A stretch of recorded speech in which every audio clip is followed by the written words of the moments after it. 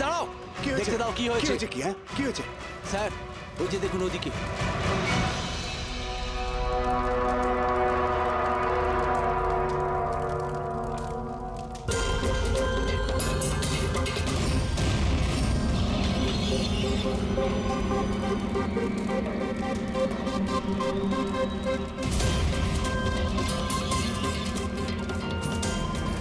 ওই দেখুন স্যার।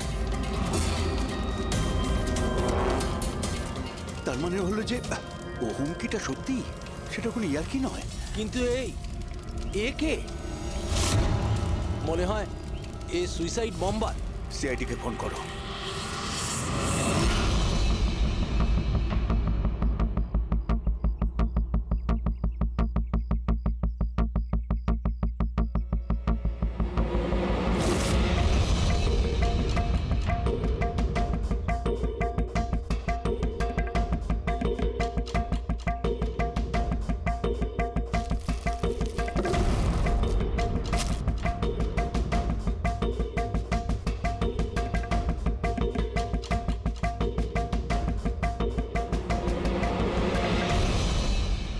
পাওয়া যেতে পারে এর থেকে? পাওয়ার মতো কিছু নেই বস, বডিতে। বডি ডিকম্পোজ হয়ে গেছে, পচে গেছে। তাহলে তো চেনা খুব মুশকিল। না, চেষ্টা করব। সবার আগে এই হাড়ের ওপর যে মাংসর টুকরো আছে, টিস্যুত আছে, এগুলোকে সরিয়ে হাড়টাকে একদম পরিষ্কার করে দেখি। ঠিক আছে। আইডেন্টিফিকেশনের কোনো চান্স আছে? চেষ্টা করবো দা। আপাতত আমি লাশটাকে ল্যাবে নিয়ে যাচ্ছি। স্যার সবাই খুব শকে আছে। কলেজের প্রিন্সিপাল বলছিল কিছুদিন আগে কলেজে হুমকি এসেছিল। হুমকি? Bomb threat sir. কেউ স্টাফ রুমের দেওয়ালে লিখে দিয়েছিল যে এই কলেজটা বন্ধ করো, না হলে এখানে ব্লাস্ট হবে। পুরো কলেজটাকে উড়িয়ে দেওয়ার হুমকি, আর এত ছোট একটা ব্লাস্ট। হয়তো ওর হুমকির একটা ছোট ডেমো। কিন্তু এটা কি ধরনের বোম? সাধারণত যেখানে ব্লাস্ট হয় সেখানে লোহার গুঁড়ো পাবে, কাঁচের গুঁড়ো পাবে, পেরেক পাবে, ধারালো সব জিনিস পাবে। তার কারণ হলো যতটা সম্ভব ক্ষতি করা। ফ্রেডি, একবার দেখাও তো।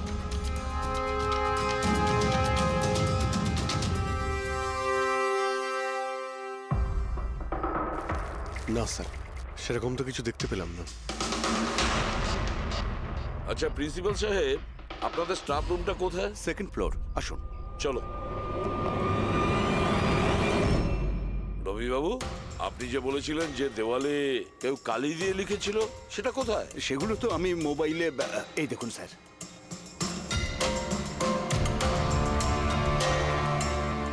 তো আপনারা তো তাড়াতাড়ি কি ছিল এই দেওয়ালটা রং করার? সমস্ত স্টাফেরা খুব ঘাবড়ে গিয়েছিল, সবাই চিন্তা করছিল, আর কলেজের পরিবেশ খারাপ হচ্ছিল। তার উপর এক্সামিনের সময় এসে গেছিল, সেই জন্যই আমি মুছে দিয়েছি। কিন্তু এই পেনটা কে করেছে? ওই তো আমাদের রাম আদর্শ, আমাদের কলেজের কন্ট্রাক্টর, ওই করেছে রং। আমি ভাবলাম যে যদি এই লেখাগুলো মুছে দিই, সবাই কাজে মন দিতে পারবে। আপনি যখন এই হুমকির কথা জানলেন তখন পুলিশে গিয়ে কমপ্লেন করেননি কেন? স্যার করেছিলাম, পুলিশ এসেও ছিল, ওনারা অনেক জিজ্ঞাসাবাদ করলেন, তারপর ওনারা বলে দিলেন হয়তো কেউ এটা দুষ্টুমি করেছে, তারপর চলে গেলেন। আপনাদের কলেজের করিডোরে সিসিটিভি ক্যামেরা লাগানো আছে না?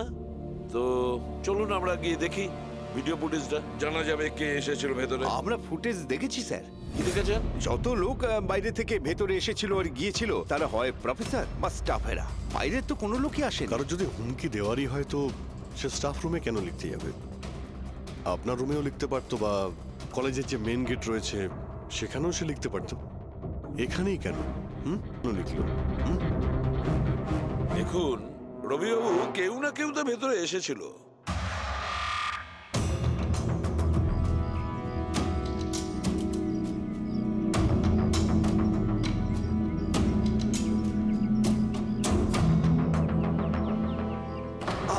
আরে স্যার, স্যার অভিজিৎ,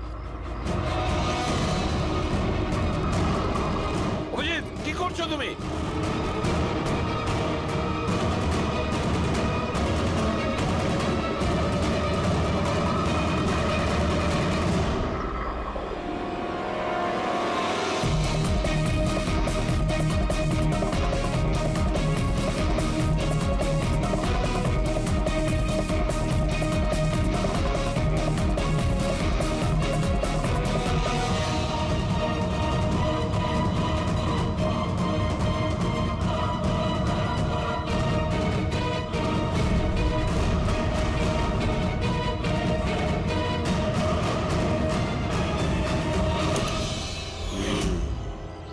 ব্লাস্ট হয়েছিল সেই স্পটটা এই জানালার একদম নিচেই, আর এই জানালাটা স্টাফ রুমের একদম পাশে, আর জানালার ঠিক লাগোয়া হলো এই বেঞ্চ।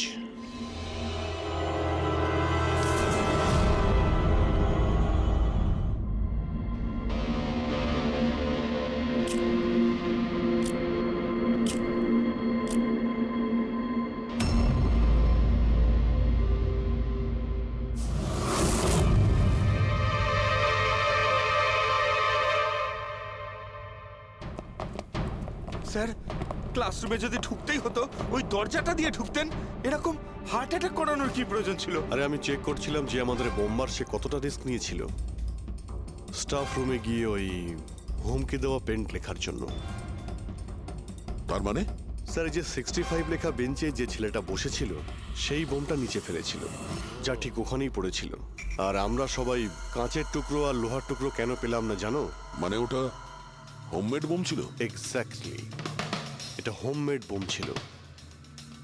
এই যে বাড়িতে ব্যবহার হয় না ব্লিচিং পাউডার ইত্যাদি, এগুলো দিয়েই বানানো হয়েছিল। সেই কারণেই ওই এভিডেন্স প্যাকেটে ব্লিচিং পাউডারের গন্ধ আসছিল। স্যার, এই ব্লিচিং পাউডার ওর ওই বেঞ্চেও লেগে রয়েছে।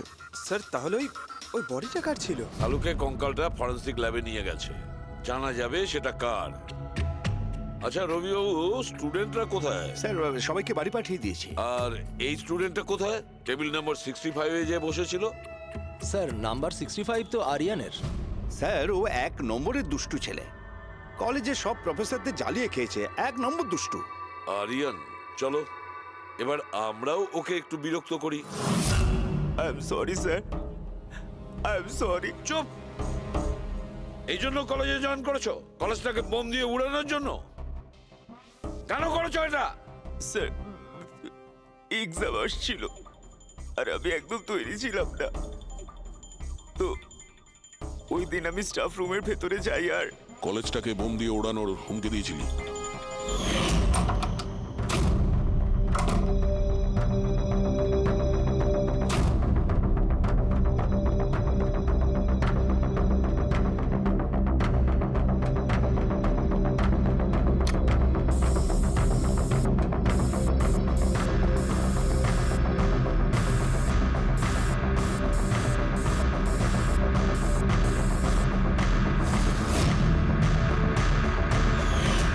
আমি ভেবেছিলাম যে এতে কলেজ ম্যানেজমেন্ট ভয় পেয়ে যাবে আর এক্সামকে পোস্টপোন করে দেবে, যাতে আমি আরেকটু সময় পেয়ে যাই তৈরি হতে।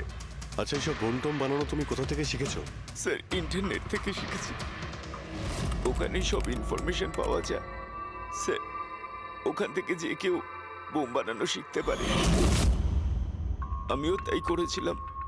আর এক্সামের দিন ক্লাসরুমে আমি এক্সাম শুরু হওয়ার আগে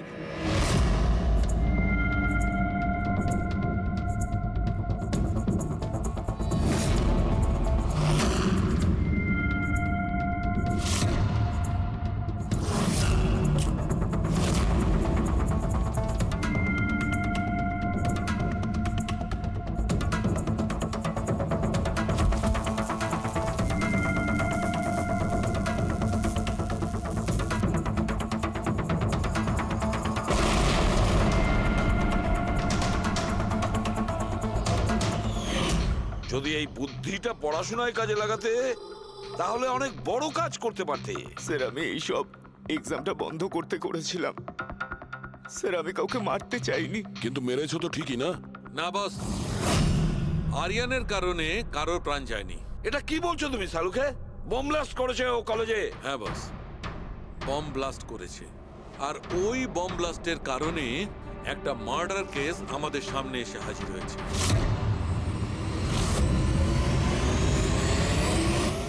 এটা কি বলছো তুমি সালুকে? বোম ব্লাস্ট করেছে ও কলেজে? হ্যাঁ বস, বম ব্লাস্ট করেছে। আর ওই বম ব্লাস্টের কারণে একটা মার্ডার কেস আমাদের সামনে এসে হাজির হয়েছে। বস, যেখানে আমরা ওই ব্লাস্ট সাইটের পাশে কঙ্কাল পেয়েছিলাম, ওই কঙ্কালটা আসলে 22 থেকে 24 বছর বয়সের একটা ছেলের লাশ, যার মৃত্যু আজ থেকে 2 বছর আগে হয়েছিল। কি 2 বছর আগে? এটা তো ভালোই হয়েছে এর বমের কারণে ওখানে ব্লাস্ট হয়েছে আর লাশ বেরিয়ে এসেছে, নাহলে তো জানতেই পারতাম না একটা লাশ ওখানে পোঁতা রয়েছে। আর মৃত্যু হয়েছে কি করে? এটা বলা খুব কঠিন ব্যাপার বস, কোনো এভিডেন্স নেই, শুধু হাড়, আর ওই হাড়ের ওপর না কোনো বুলেটের চিহ্ন আছে না কোনো ছুরির চিহ্ন আছে, কিচ্ছু নেই। কিন্তু আপনার গাট ফিলিং কি বলছে? অভিজিৎ, এই ধরনের কেসে গার্ড ফিলিং কোনো কাজ করে না। যা কিছু হতে পারে বস, হতে পারে কি ওর গলা টিপে দিয়েছে, কি ওকে বিষ দিয়ে মেরেছে, অথবা এটাও হতে পারে যে কেউ ওকে জীবন্ত জমির মধ্যে পুঁতে দিয়েছে। কিন্তু বস, এত কিছু সত্ত্বেও একটা সাফল্য পাওয়া গেছে। কি? এই দেখো, এইটা।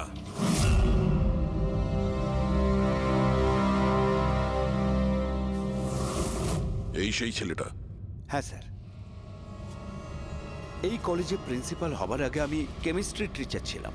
সব ছাত্রছাত্রীদেরই আমি পোক করতাম যাতে কেমিস্ট্রিতে তাদের রুচি আসে, কিন্তু একে কখনো আমায় পোক করতে হয়নি, কারণ প্রথম থেকেই এর কেমিস্ট্রির প্রতি নজর ছিল। খুব ব্রিলিয়েন্ট ছিল স্যার। আর্থ ন্যাশনাল কেমিস্ট্রি অলিম্পিয়াড অ্যাওয়ার্ড 2015, 2 বছর আগে। আগে হ্যাঁ, আমরা এই অ্যাওয়ার্ড পেয়েছিলাম। আর শালুকের কথা অনুযায়ী ওর মৃত্যু 2 বছর আগে হয়েছিল। আপনাকে কেউ কিছু বলেনি যে ও চলে গেছে, ও নিখোঁজ হয়ে গেছে? পুলিশের রিপোর্ট তো নিশ্চয়ই করেছে। না স্যার, আমাকে কেউ কিন্তু বলেনি। কে যেন বলেছিল এর আর ওর বাবার মধ্যে কোনো বনিবনা ছিল না, তাই বাড়ি ছেড়ে চলে আসে। তবে খুবই ব্রিলিয়েন্ট ছেলে ছিল স্যার, পড়ায় খুবই মনোযোগ ছিল। আরে আমাদের কলেজের কেমিস্ট্রি ল্যাবে অ্যাসিস্ট্যান্টের কাজও করত, আর তাতে যা টাকা পেত সেগুলো খরচ করতো না, সবই সঞ্চয় করত। কোনো বিশেষ জিনিসের জন্য ও টাকা জমাতো? ও বলতো যে আমি কোনো এনজিওর সাথে মিলে দুস্থ মানুষদের সাহায্য করব। হ্যালো স্যার, মাইসেলফ প্রণব, কলেজের চেয়ারম্যান আর লোকাল কর্পোরেটর। ইন্সপেক্টর, আমি এসব কি শুনছি যে এই যে ব্লাস্ট হয়েছে সেটা সুইসাইড বম্বারের কাজ?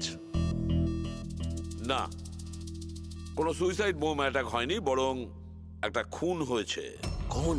আগে হ্যাঁ, আর সেই খুনটা 2 বছর আগে হয়েছিল। আপনারই এক স্টুডেন্ট ছিল আর্থ, ওকেই খুন করা হয়েছিল। God.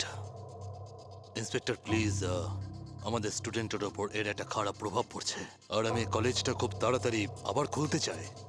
So please I request you, এই কেসটা যত তাড়াতাড়ি সম্ভব সলভ করুন। আমরাও এটাই চাই। Thank you.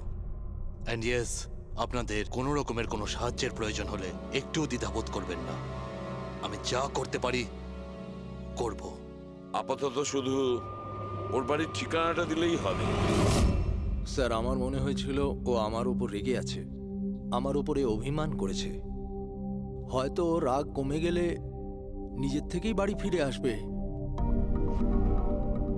কিন্তু কি করে জানো সে ও?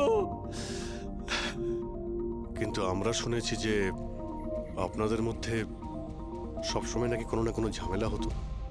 হ্যাঁ স্যার, এখন রিয়েলাইজ করতে পারছি যে বেশিরভাগ ভুল আমিই করেছিলাম। আমি নিজেকে একজন ভালো বাবা করে তুলতে পারিনি। ও ঘর ছেড়ে কবে গেছিল আপনার মনে আছে? 12ই আগস্ট 2015। বলেছিল কলেজ যাচ্ছে,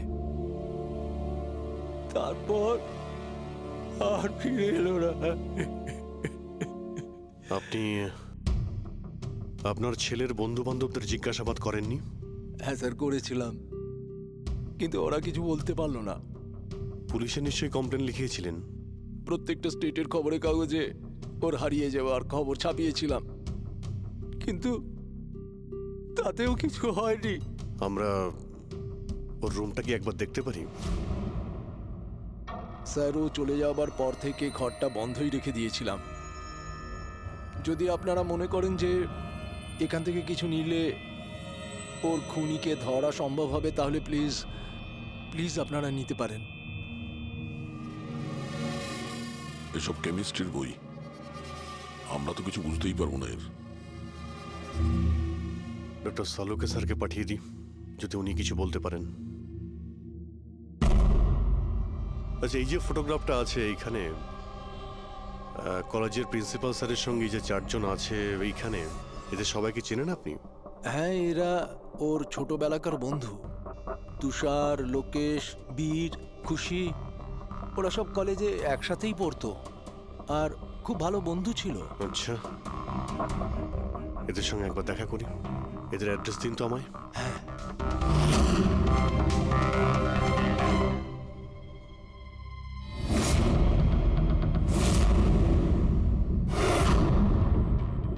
বারোই আগস্ট 2015 কিছুদিন আগে।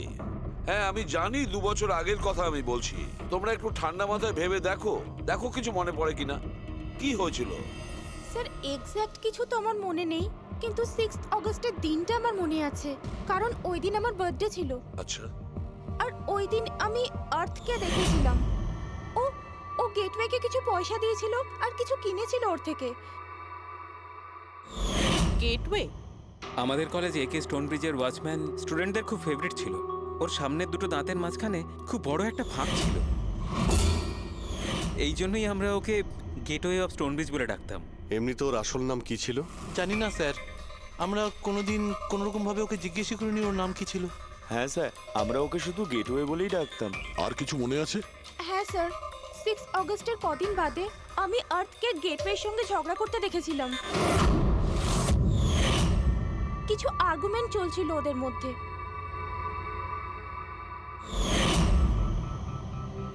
ঠিক আছে, তোমরা যেতে পারো। যদি দরকার পড়ে তোমাদের আবার ডাকবো।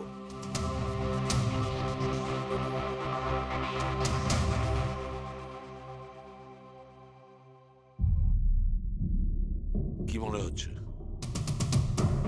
গার্ডকে আমাদের ধরতে হবে, ও নিশ্চয়ই কিছু বলতে পারবে। আর স্যার, এই ছেলেটা ওয়াচম্যানের থেকে কি কিনছিল? এক্সকিউজ মি স্যার, হ্যাঁ, আমি আপনাদের কিছু বলতে চাই। কি? হয়তো আপনাদের এটা শুনে একটু আশ্চর্য লাগবে, কিন্তু আমি আগে থেকেই জানতাম যে আর্থ মারা গেছে। কি? ও মারা গেছে এটা তোমার কেন মনে হয়েছিল? দ্যাট আই ডোন্ট নো, এটা একটা গাট ফিলিং। আমি আগে থেকেই জানতাম যে ব্যাস আর্থ আর বেঁচে নেই। আর কি কারণ আপনার এই গাট ফিলিং এর? কারণ আছে স্যার, এই দেখুন ফেসবুকে আর্থের প্রোফাইল, এই সমস্ত পিকচার্স আর পোস্টস। কিন্তু 12 অগস্টের পর ও যেটা পোস্ট করেছিল তাতে আমি কমেন্টস করেছিলাম, কিন্তু ও কোনো রিপ্লাই করেনি। রিপ্লাই দেয়নি মানে আপনি ধরে নিলেন যে ও মারা গেছে? আই নো ইটস ওয়ার্ড, কিন্তু আর্থ আমার সমস্ত কমেন্টে রিপ্লাই করতো, এমনকি ঘুমানোর আগেও গুড নাইট মেসেজ পাঠাতো। কিন্তু 12 অগস্টে আমি সেই মেসেজও পাইনি। নো অফেন্স, তোমায় একটা পার্সোনাল প্রশ্ন করব। তোমার আর ওর মধ্যে কি কোনো রিলেশনশিপ ছিল? না, এরকম তো কিছু ছিল না, কিন্তু আমাদের রিলেশনশিপ বন্ধুত্বের থেকে অনেক বেশি ছিল। তার মানে আপনার মনে হচ্ছিল যে 12ই আগস্টের পরে ওর প্রোফাইলে ওর সমস্ত ছবিগুলো অন্য কেউ দিচ্ছিল? হতে পারে। না না, এটা কিভাবে হয়? আমরা তো মোবাইল কোম্পানির সঙ্গে ক্রস চেকও করিয়েছি। ও কটা ছবি তুলেছে, কোথা থেকে তুলেছে, আর কিভাবে তুলেছে, কখন পাঠিয়েছে, সব ক্রস চেক করেছি আমরা। সব তো ঠিকই ছিল। এক্স্যাক্টলি, মোবাইল কিছুক্ষণের জন্য অন হতো, কিন্তু লোকেশন সেটাই ছিল যেখান থেকে ও ছবি পোস্ট করতো। আমি জানি যে আপনারা কি ভাবছেন, যে আমি এসব পাগলের মতো কি উল্টোপাল্টা বলছি, কিন্তু আমার মন জানে আর্থ কোথাও যায়নি। ইনফ্যাক্ট ও কলেজ থেকে বাইরেও যায়নি।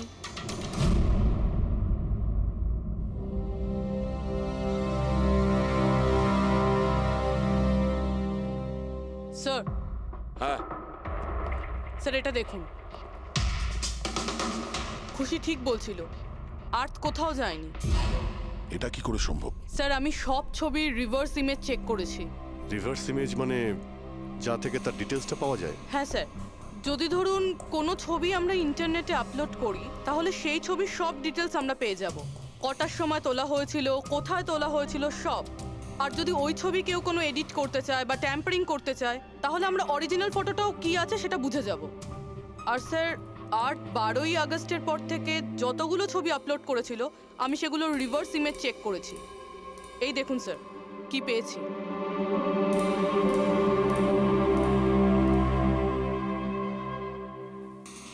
ছবি তো একই, সেম লোকেশন, সেম টাইম, শুধু ওর জায়গায় অন্য কেউ দাঁড়িয়ে আছে। কেউ এডিট করে এটাকে এর জায়গায় আর্থের চেহারা লাগিয়ে দিয়েছে। এক্স্যাক্টলি। তার মানে ছেলেটা ওই সব জায়গায় যায়নি, বরং এ তো কলেজ থেকেই বাইরে যায়নি। ওই বেচারা তো 12 আগস্ট 2015 মারা গিয়েছে। কিন্তু ওকে কে খুন করতে পারে? সেটা তো গেটওয়ে ওয়াচম্যানই বলতে পারবে। খোঁজ নিতে হবে কোথায় আছে। স্যার, প্রিন্সিপালের সঙ্গে কথা হলো। গেটওয়ের আসল নাম শৈলেশ স্যার। আচ্ছা, স্যার 11ই আগস্ট 2015 আর্থ শৈলেশের বিরুদ্ধে কলেজের বোর্ডে একটা চিঠি লিখেছিল যে ও ড্রাগস বেচে, এই সুগার হাই ড্রাগস। আর 12ই আগস্ট ওকে চাকরি থেকে তাড়িয়ে দেওয়া হয়েছিল। ওটা হোক বা না হোক, নিশ্চয়ই শৈলেশের হাত আছে ওর খুনের ব্যাপারে। কলেজের লোকেরা ওর নামে কমপ্লেন করেনি পুলিশে? না স্যার, প্রিন্সিপালের নাকি দয়া হয়েছিল। শৈলেশ খুব গরিব মানুষ, একা ইনকাম করতো, তাই ওকে ছেড়ে দেওয়া হয়। আচ্ছা, বাড়ির লোকেরা কি বলছে শৈলেশের? শৈলেশের বাড়ির লোক এখান থেকে 600 কিলোমিটার দূরে একটা গ্রামে থাকে। শৈলেশের সাথে তো ওদের 2 বছর কোনো যোগাযোগই নেই। ওরা তো নিজেরাই ওকে খুঁজছে। কিন্তু ওর বাড়ির লোক জানতে পেরে গেছিল যে শৈলেশ ড্রাগ বিক্রি করে। তো ওরা এটা ভেবে নিয়েছে ওকে হয়তো পুলিশে ধরে নিয়েছে আর জেলে পড়ে রয়েছে। এ কিরকম ফ্যামিলি? খোঁজার একবার চেষ্টাও করেনি? এই শৈলেশ 2 বছর ধরে নিখোঁজ। একবারও বাড়ির লোককেও ফোনও করেনি। চাকরি থেকে তাড়িয়ে দিয়েছিল আর 2 বছর ধরে বাড়ি যায়নি, তাহলে গেল কোথায়? দয়া, আমি জানি শৈলেশ কোথায় আছে।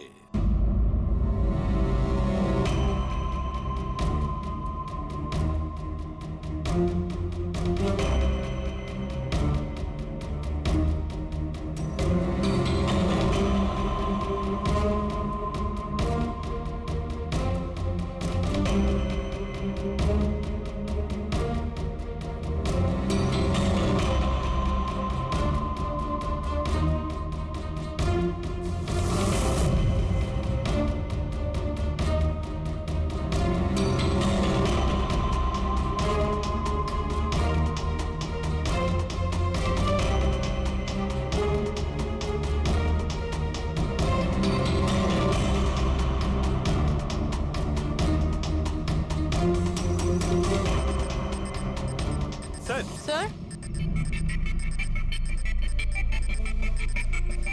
স্যার পেয়ে গেছি। এই দেখুন।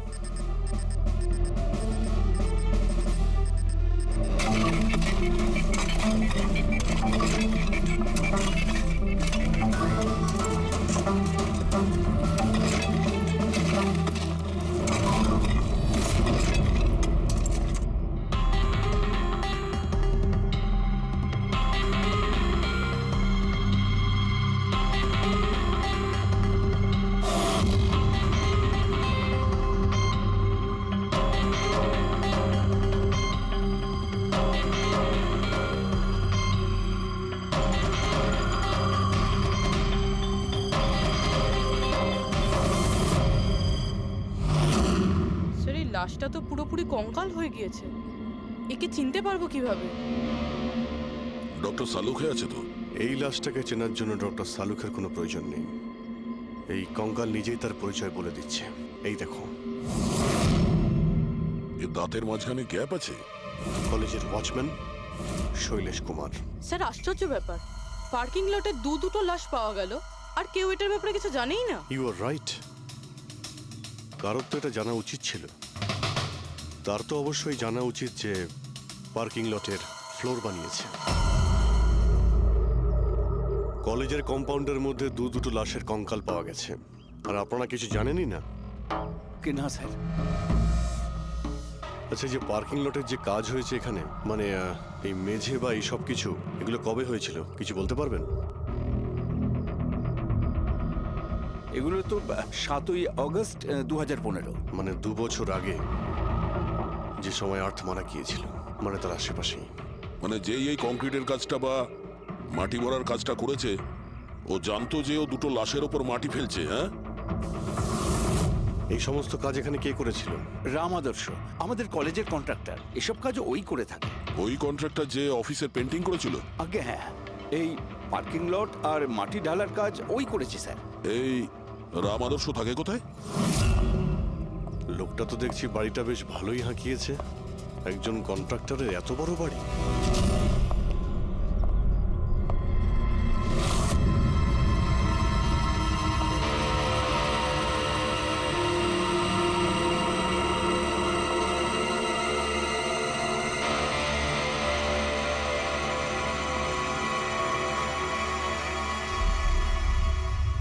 আচ্ছা দাদা, এটা কি করে হলো? কি আর বলবো বাবা, আমার তো আর জীবনের প্রতি মায়া দেয়নি। দেখো না, কালকেই কত হাসি ঠাট্টা করছিল আদার, আর কালকেই হঠাৎ একটা অ্যাক্সিডেন্টে প্রাণ চলে গেল। অ্যাক্সিডেন্ট? অ্যাক্সিডেন্ট? আগে আর্থ আর শৈলেশ করেছিল, এখন এই রাম আদর্শ। একমাত্র এই ছিল যে এই কেসের শেষ সাক্ষী। এটা কারো প্ল্যান মনে হচ্ছে বস। আর এটা তো কোনো কাকতালীয় হতে পারে না। মনে হচ্ছে কেউ জেনে গেছে যে আমরা এই কেসটাকে ইনভেস্টিগেট করছি, নিজের জীবন বাঁচানোর জন্য রাম আদর্শকে মেরে দিল। আমার তো মনে হয় এই কলেজেরই কেউ হবে। সে কে এটা জানতে কলেজের হিস্ট্রি ঘাঁটতেই হবে। স্যার, হ্যাঁ, স্টোনব্রিজ কলেজের ফিনান্সিয়াল হিস্ট্রি একদম ক্লিন। টাকা বা ডোনেশনের ক্ষেত্রে কোনো ঘাপলা নেই। স্যার এই আর্টিকেলটা পেয়েছি। 3 আগস্ট 2015-তে একে স্টোনব্রিজ কলেজের কেমিস্ট্রি ল্যাবে স্টুডেন্টদের ওপর একটা আজব সাইড এফেক্ট হয়েছিল। সবাই অজ্ঞান হয়ে গিয়েছিল। মনে হয় কোনো কেমিক্যাল রিয়াকশন ছিল। এটা কি ধরনের কেমিক্যাল? স্যার ওটা তো অথরিটিসও জানতে পারেনি। সবাই এটাই মেনে নিয়েছিল যে কোনো একটা স্টুডেন্ট হয়তো দুটো কেমিক্যালকে একসাথে মিলিয়ে ফেলেছিল। কেমিক্যাল রিঅ্যাকশনের এত স্ট্রং এফেক্ট যে সেটা পুরো ল্যাবে ছড়িয়ে পড়ে। হতে পারে অভিজিৎ, কিছু কিছু কেমিক্যালের খুব স্ট্রং রিয়াকশন হয়, যেমন হচ্ছে নেনথানাইট। বস, আমি ওর কেমিক্যাল জার্নাল দেখেছি, ওখানে একটা অদ্ভুত জিনিস দেখেছিলাম। 10 আগস্ট 2015-তে ওর কেমিক্যাল জার্নালে একটা বিশেষ কথা লিখেছিল। কি? আর্থ কেমিক্যাল ল্যাবে সুগার হাই ড্রাগের টেস্টিং করে ওর কেমিক্যাল ফর্মুলা বের করে লিখেছিল সুগার হাই, যাকে কেমিক্যাল ভাষাতে নেনথানাইনও বলে। এটা একটা বিশেষ ধরনের ড্রাগ যেটা একটা অদ্ভুত নেশা সৃষ্টি করে। কিন্তু এই আর্থ সুগার হাইয়ের টেস্টিং করছিল কেন? 1 মিনিট, এগুলো আমরা নোট করি। 3 আগস্ট 2015 স্টোনব্রিজ কলেজের স্টুডেন্টরা অজ্ঞান হয়ে গিয়েছিল। 6 আগস্ট 6 তারিখ খুশি আর্থকে শৈলেশের সঙ্গে সুগার হাই ড্রাগ কিনতে দেখে ফেলেছে। 7 আগস্ট কলেজের পার্কিং লট তৈরি হয়, কনস্ট্রাকশন শুরু হয়। 10 আগস্ট আর্থ সুগার হাই কেমিস্ট্রি ল্যাবরেটরিতে টেস্ট করে। 11 আগস্ট আর্থ কলেজ বোর্ডকে জানিয়েছিল শৈলেশ কলেজে ড্রাগস বিক্রি করে।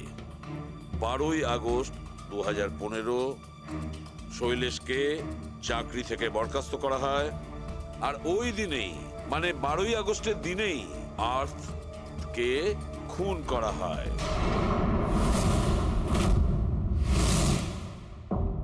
হয়ে গেছে? কি বুঝতে পারলে? স্যার, এতে পুরো গল্পটাই বোঝা যাচ্ছে। এমন কেউ ছিল যে কেমিস্ট্রি ল্যাবেই সুগার হাই ড্রাগস বানাতো। তোমার এরকম কেন মনে হচ্ছে? তালুকে আন্দাজে বলছি না, কনফার্ম। কলেজের মধ্যে কেউ তো একজন ছিল যে সুগার হাই ড্রাগস বানাতো। আর সেটাও রাতে, যখন কেউ থাকতো না। আর তার সঙ্গতে ছিল কলেজের ওয়াচম্যান শৈলেশ। আর সেই ড্রাগসই শৈলেশ কলেজের স্টুডেন্টদের বেচতো। সেই কারণে 3 তারিখে স্টুডেন্টস ল্যাবে অজ্ঞান হয়ে গেছিল স্যার। তার আগের রাতে ড্রাগস বানানোর পরে ওরা ওই জিনিসপত্রগুলো ঠিকমতো পরিষ্কার করেনি, সেই কারণেই হয়তো একটা স্ট্রং কেমিক্যাল রিয়াকশন হয়েছিল। এবারে বুঝতে পেরেছো?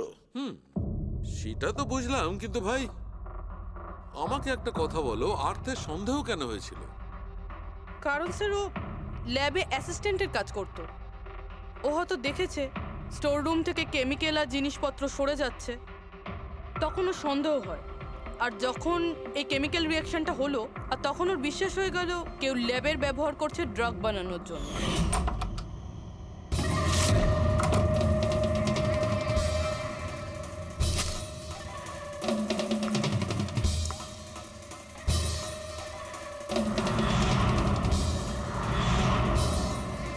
তারপর 10 তারিখে আর্থ ল্যাবে সুগার হাইয়ের টেস্ট করেছিল, এইটা জানার জন্য যে ওগুলো সত্যি সত্যি ড্রাগস কিনা। তারপর টেস্টের পরে টেস্টের সমস্ত ডিটেল ও একটা রিপোর্টে লিখে নিল। যখন ওর জানতে পারলো যে এই সুগার হাই একটা ড্রাগস, তখন ও কলেজ বোর্ডকে একটা চিঠি লিখেছিল। যখন এই কথা ওই ড্রাগ বানানো লোকেরা জানতে পারলো, তখন ওরা ভয় পেয়ে গেছিল কে এই আর্থ ওদের কাছে পৌঁছে যাবে, সেই কারণে আর্থকে মেরে দিয়েছিল। তারপরে স্যার শৈলেশকে মারে। যাতে ওর কোনো উইটনেসই না বেঁচে থাকে। কিন্তু স্যার এরকমটা কে করতে পারে? যে কেউ হতে পারে, যার কেমিস্ট্রির ওপর খুব ভালো দখল আছে আর যে সবসময় ল্যাবে যাতায়াত করতো। স্যার ওই কলেজের প্রিন্সিপাল, উনি তো শৈলেশকেও পুলিশের কাছে দেননি। কেমিস্ট্রির নলেজ তো লোকেশ, তুষার আর বীরেরও রয়েছে। হায়ার স্টাডির জন্য ওরা বড় বড় ইনস্টিটিউটেও গিয়েছিল, তাও সেটা স্টুডেন্ট লোন বা স্কলারশিপ ছাড়া। এত টাকা পেলো কোথা থেকে ওরা? স্যার হতে পারে তার মা বাবা দিয়েছে, বা এমনও হতে পারে কোনো বেআইনি কাজ করেছে টাকার জন্য। যে কেউ হতে পারে, এদের মধ্যে কেউ বা বাইরের কেউ, কাউকে ভরসা করা যায় না। একটা কথা, এই আপনাদের এই খুশির ওপর ভরসা আছে স্যার? কেন দয়া? মানে যদি এই খুশি ভরসা করার মতন হয় তাহলে আমার কাছে একটা প্ল্যান আছে। কিরকম প্ল্যান? আর্থ, শৈলেশ আর রাম আদর্শ তিনজনেই মারা গেছে, আর তোমার ষড়যন্ত্র আমি সব জানি। আর যদি তুমি চাও যে এটা গোপন থাকুক, তাহলে আজকে কলেজের পার্কিং লটে 1 কোটি টাকা নিয়ে চলে এসো। এই মেল পড়ে খুনি খুব ঘাবড়ে যাবে, এটা মনে করে যে কেউ তো আছে যে ওর আসল ব্যাপারটা জানে। স্যার আই এম শিওর আজ রাতে ও নিশ্চয়ই আসবে। আর উইটনেসকে মারার চেষ্টাও করবে। তাই তো আমি বলছি স্যার, এসব কিছুর জন্য খুশির জীবনের রিস্ক নেওয়া কি ঠিক হবে? যদি অচেনা কাউকে দেখে খুনি ওখানে না আসে। আর আমাদের এমন কাউকে চাই যে ওই কলেজেই পড়ে। আর যাকে দেখে ওর মনে হয় যে হ্যাঁ এ হয়তো ওর আসল ব্যাপারটা জানে। খুশি, তুমি একদম ভয় পাবে না, আমাদের টিম ওখানে থাকবে। ওকে, কিচ্ছু হবে না তোমার। এটা জিপিএস মাইক্রোচিপ, তুমি এটা তোমার কাছে রাখবে, আমরা তোমাকে ট্র্যাক করতে থাকবো।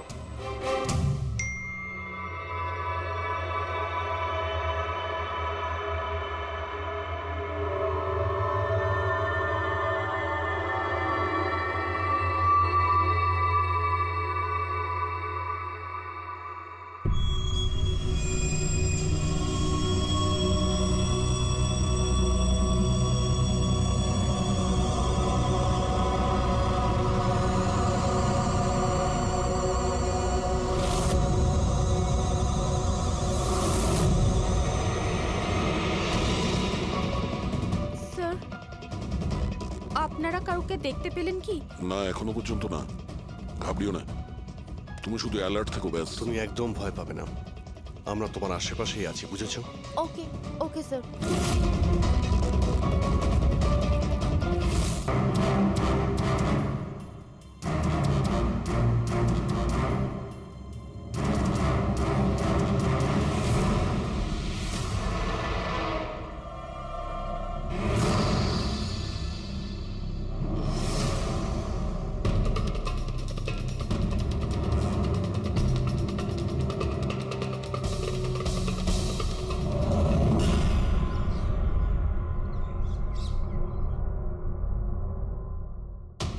স্যার খুনি মেল পড়েও আসেনি?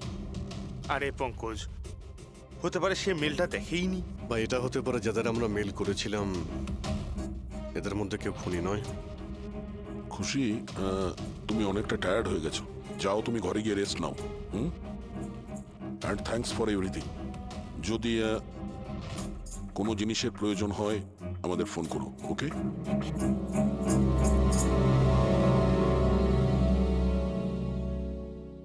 ভাই এরকম হতেই পারে না যে ওরা মেল পাওয়ার পরে ওখানে চেক করতে আসবে না। রবি, লোকেশনটা ভালো করে চেক করো, যেখানে খুশি ছিল তার আশপাশে আর কে কে ছিল। এই রাম আদর্শের ডিটেলসও চেক করতে হবে, এত বড় লোক কি করে হলো। খুনিকে ব্ল্যাকমেল করছে হয়তো। ব্ল্যাকমেল যদি করেই থাকে তো ওর টাকা কোথা থেকে আসতো? ফ্রেডি, ওর অ্যাকাউন্টটা ভালো করে চেক করো, দেখো ওর কাছে টাকা কোথা থেকে আসতো। স্যার পেয়ে গেছি, কাল রাতে তুষার, লোকেশ আর বীরের লোকেশন কলেজের আশেপাশেই ছিল। মানে এরা তিনজন মিলে ড্রাগস বানাচ্ছিল? এদের সবার ডিটেলসটা বের করো পঙ্কজ। কিন্তু স্যার এরা যদি ওখানেই থেকে থাকে তাহলে পার্কিং লটে এলো না কেন? দেখতে এসেছিল হয়তো যে ওদের ব্ল্যাকমেল কে করছে।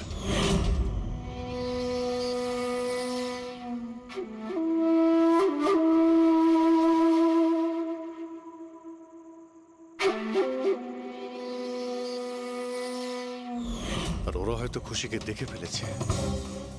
ওকে কেউ মেরে ফেলতে পারে। ফোন করো ওকে।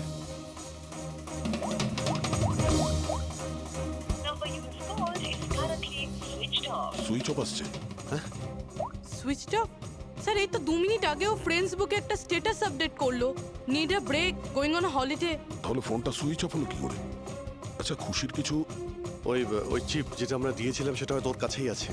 ও লোকেশন ট্র্যাক করে ও কোথায় আছে। স্যার, এই রাম আদর্শর রাম কাহিনী আমার মাথায় ঢুকে গেছে। 2রা আগস্ট 2015-র পরে ও একটার পর একটা বড় বড় গভর্নমেন্ট প্রজেক্ট পেতে থাকে এবং তার ফলেই ও আজকে এত বড় লোক। আর এই সমস্ত প্রজেক্ট দিয়েছিল একটাই লোক, প্রণব, কলেজের চেয়ারম্যান। স্যার, একটা শকিং নিউজ আছে। প্রণব তুষারের আঙ্কেল। মাই গড, এর মানে হলো তুষার আর তার বন্ধুরা এই কলেজে ড্রাগ বানাচ্ছে আর প্রণব ওদের প্রশ্রয় দিচ্ছে। আর এখন ওরা খুশিকে মারতে চাইছে। স্যার, স্যার খুশির লোকেশন খুঁজে পেয়েছি।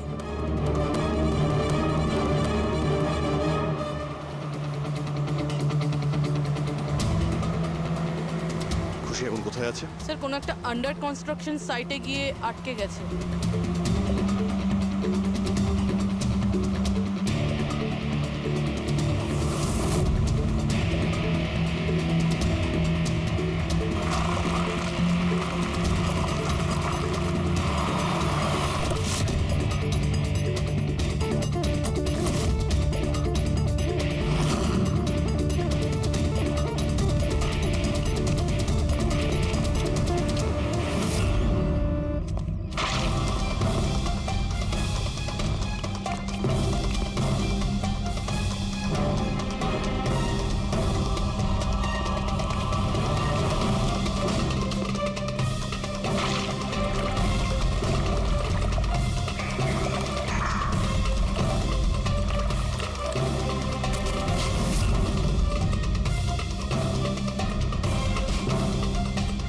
একদম টাটকা সিমেন্ট।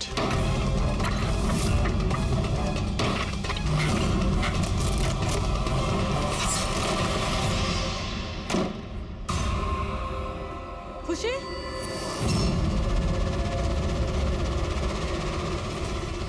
খুশি? খুশি? স্যার, স্যার এ বেঁচে আছে।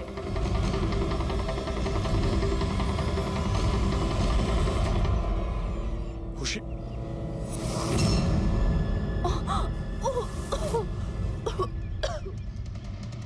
ওরা হয়তো বেশি দূর যেতে পারেনি।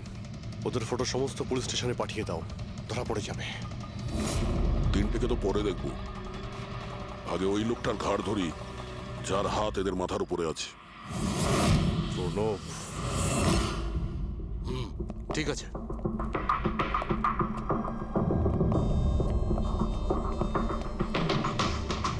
আপনারা?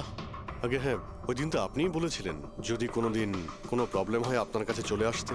হ্যাঁ, অফকোর্স আই রিমেম্বার। প্লিজ আমাকে বলুন আপনাদের কিভাবে সাহায্য করতে পারি। না ঠিক আছে, আমরা এখানে কিছু জিজ্ঞাসা করতে আসিনি, একটা ব্যাড নিউজ দিতে এসেছি। Bad news? আগে হ্যাঁ, ওই মেয়েটা আছে না খুশি, ও বেঁচে গেছে। খুশি? কে খুশি? চিনি না আমি। কি বলছেন আপনি? আপনি এত নার্ভাস হচ্ছেন কেন? আপনার শরীর ঠিক আছে তো? কিছু ওষুধ টষুধ খাবেন নাকি? নাকি আপনার স্মৃতিশক্তি ঠিক করার জন্য আপনাকে কোন ওষুধ খাওয়াতে হবে? বস, কাজ হয়ে গেছে। স্যার ওই মেয়েটাকে তো আমরা পুঁতে দিয়েছো। যেভাবে আর্তা শৈলেশকে পুঁতে দিয়েছিলে,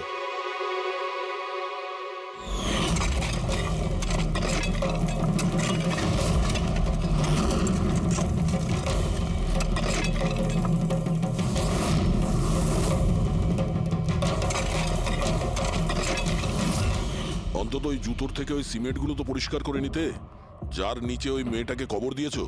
হ্যাঁ, আর ওকে আমরা বাঁচিয়েও নিয়েছি। বলুন প্রণব বাবু, কিছু বলবেন আপনি? আমি অনেক টাকা কামাতে চেয়েছিলাম, আর তার জন্য সব থেকে সহজ উপায় ছিল ড্রাগস। আর আজকালকার ছেলে মেয়েদের এই নেশা করতে বেশি সময় লাগে না। আর তারপর আমি ড্রাগস বাইরে থেকে নিয়ে এসে আমার স্টুডেন্টদের বিক্রি করতে চাইনি। এই জন্য আপনি নিজেই ড্রাগস বানানো শুরু করে দিলেন এই কলেজের ল্যাবে। আর ওগুলো বিক্রি করার দায়িত্ব দিয়ে দিলে ওয়াচম্যান শৈলেশকে। আর আর্থ যখন তোমার সত্যিটা জানতে পেরে যায় তখন তুমি ওকে মেরে ফেলো। আর শৈলেশকেও মেরে দিয়েছেন যাতে কোনো উইটনেস না থাকে। হ্যাঁ, তোমার কি মনে হলো আর্থের ফোনটাকে এখানে ওখানে পাঠিয়ে দিলেই পুলিশ বোকা বনে যাবে? হ্যাঁ, তোমাদের মধ্যে সেই মহান ব্যক্তিটি কে যে আর্থের মোবাইল নিয়ে ভারত ভ্রমণ করতে বেরিয়েছিল? ও, সেটা তুমি ছিলে? হ্যাঁ, সোশ্যাল মিডিয়াতে ফটো আপলোড করার খুব শখ না তোমার? অনেক শহর তুমি ঘুরেছ, কিন্তু আসামি যতই ঘুরুক শেষে তাকে একটাই জায়গায় আসতে হয়, জেল। তোমরা তিনজন সেখানেই যাবে। আর খুব তাড়াতাড়ি তোমার ভাইপো তুষার আর তার দুজন সঙ্গী লোকেশ আর বীর ওরা ওখানে চলে আসবে। হ্যাঁ,